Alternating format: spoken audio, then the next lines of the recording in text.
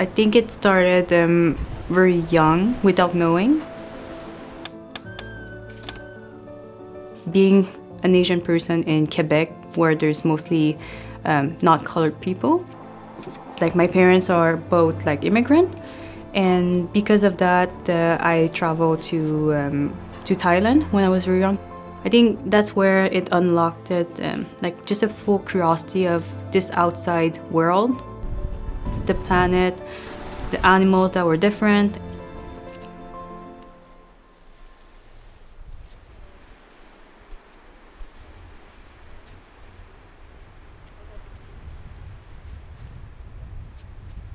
I started photography at 21 officially. That's when I started having like small gigs.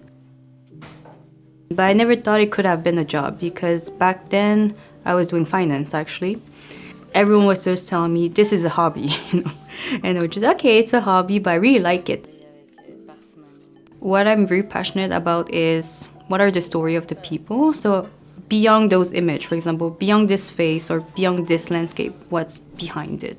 When I take the time to talk to someone without the camera first, I just feel like that's the meaning of traveling and to really see a culture. Because otherwise it just feels like empty when I was just capturing quickly. When I was younger, let's say it was like a purpose, how do we travel?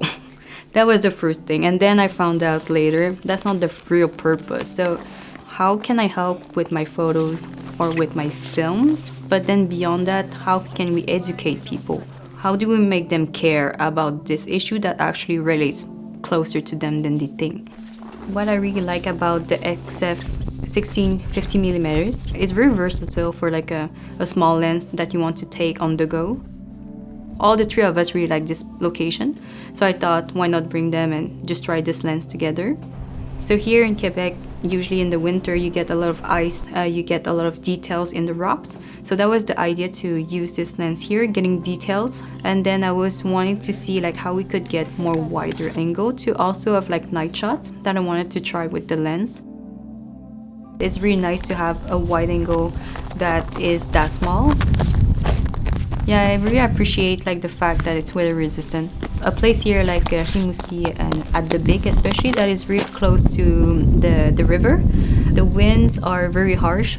Without the wind it can feel like 5 degrees, but when the wind hits on you it's minus 20 perhaps or more.